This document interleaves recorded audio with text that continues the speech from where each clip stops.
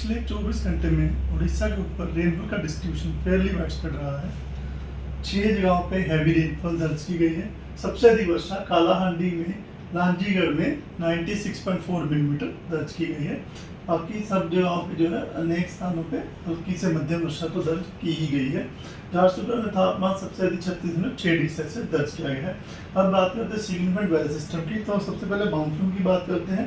जो south west monsoon था आज वो फर्दर उड़ीसा में कुछ और हिस्सों में एडवांस किया है, जिसमें कि वो अगर देखें तो मानसून की जो नॉर्दर्न लिमिट है वो भवानीपटना से होती हुई पूरी उड़ीसा के अंदर घुस रही है और पूरी से पास से टच करती हुई बाहर निकल रही है। तो उसमें थोड़ा सा मानसून फर्दर एडवांस हुआ है उड़ीसा के अंदर। उसके अलावा एक ट्रफ लाइन है जो कि साउथ ईस्ट राजस्थान से चलती हुई डीप डिप्रेशन के सेंटर तक जा रही है, जो कि नॉर्थ वेस्ट बे बंगाल और वेस्ट को बांग्लादेश एंड बांग्लादेश कोस्ट के ऊपर बना हुआ है और वो होती हुई जा रही नॉर्थ मध्य प्रदेश, छत्तीसगढ़, झारखंड, लिगेटिव वेस्ट बंगाल और समुद्र सतह से 0.9 किलोमीटर ऊंचाई पर बनी हुई है।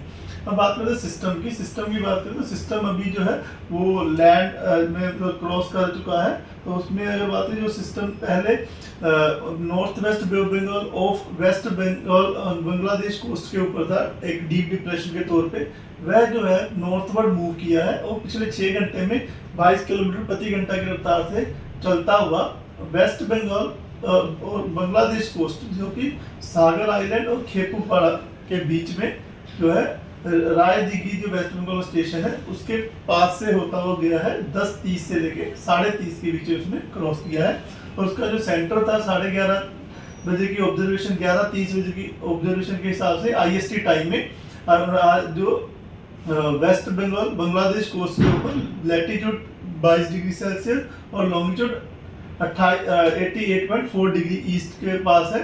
तो ये जो 40 kilometre south west of Canning है, 130 kilometre west south west of Mongla Bangladesh का जो स्टेशन है वहां से, और 190 kilometre west of Khepupara Bangladesh का जो स्टेशन है वहां से दूरी इसकी बनी हुई है। और ये सिस्टम धीरे धीरे ये है नियरली नॉर्थ ईस्टवर्ड की तरफ मूव करेगा। यह अपनी इंटेंसिटी डीप डिप्रेशन शाम तक बनाए रखेगा। उसके बाद ये धीरे धीरे जो डिप्रेशन के रूप में वीकन हो जाएगा, डिप्रेशन बन जाएगा।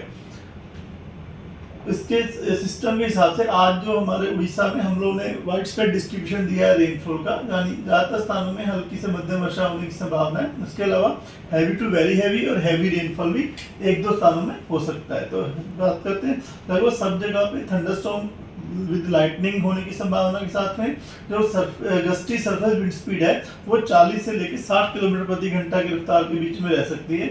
जो very heavy to very heavy isolated base जहाँ पे हो सकती है वहाँ पे विंड 50 to 60 km रह सकती है। उनमें जो डिस्ट्रिक्ट शामिल है मयूरभंज, बालासोर, भद्रक, केंद्रपाड़ा, जगतसिंहपुर, गंजम, गजपति, रायगढ़, कालाहांडी, नवरंगपुर और कोरापुट डिस्ट्रिक्ट शामिल है। उसके जहाँ पर हैवी रेनफॉल है वेरी हैवी में ऑरेंज अलर्ट दिया गया है, हैवी रेनफॉल के लिए येलो अलर्ट दिया गया है। तो हैवी रेनफॉल जिन डिस्ट्रिक्ट में होने की संभावना है 1-2 स्थान में कियोंझर, जाजपुर, कटक, खुर्दा, पुरी, नयागढ़, कंधमाल, बोलांगीर, नुआपाड़ा, ये सब डिस्ट्रिक्ट्स हैं जहाँ पर येलो वार्निंग हैवी रेनफॉल के लिए दी गई है। इसी प्रकार डे 2 की बात करें तो डे 2 में जो डिस्ट्रीब्यूशन फेयरली वाइडस्प्रेड रह सकता है।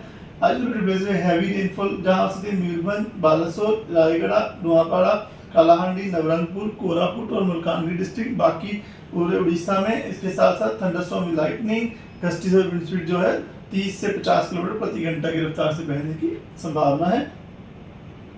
डे 3 में जो है वार्निंग कम है, उसमें मयूरभंज, कियोंझर, ढेंकनाल, अनुगुल, देवगढ़, संबलपुर, झारसुगुड़ा, बरगढ़, सुंदरगढ़ यहाँ पे थंडरस्टॉर्म विद लाइटनिंग और गस्टी 30 to 40 km रह सकती है। इसकी वजह से येलो वार्निंग दी गई है। बाकी पूरे उड़ीसा में रेनफॉल का डिस्ट्रीब्यूशन स्कैटर्ड रहने की संभावना है 31 मई को। उसके बाद 1 और 2 और 3 मई को जो है जो हमारे फिलहाल 1 जून को मयूरभंज, कियोंझर, कोस्टल उड़ीसा में आइसोलेटेड रेनफॉल डिस्ट्रीब्यूशन दिया गया है। 2 मई को मयूरभंज, बालासोर, गजपति, रायगढ़, कोरापुट, मलकानगिरी और 3 और 4 जून को भी इन्हीं जगहों पर आइसोलेटेड रेनफॉल का डिस्ट्रीब्यूशन रहने की संभावना है। वार्निंग कोई नहीं है।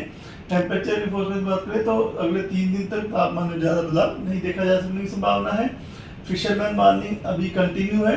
उसमें अगर बात करें तो जो स्क्वेली विंड है वो 50 to 60 kph, gusting to 70 kph रह सकती है नॉर्थ बे ऑफ बंगाल और along and off West Bengal Bangladesh coast evening तक आज 29 तारीख तक। उसके बाद ये धीरे धीरे नीचे स्पीड में गिरावट दर्ज की जाएगी और 40 से 50 किलोमीटर प्रति घंटा गस्टिंग टू 60 किलोमीटर प्रति घंटा कल मॉर्निंग तक पर्टेन करेगा।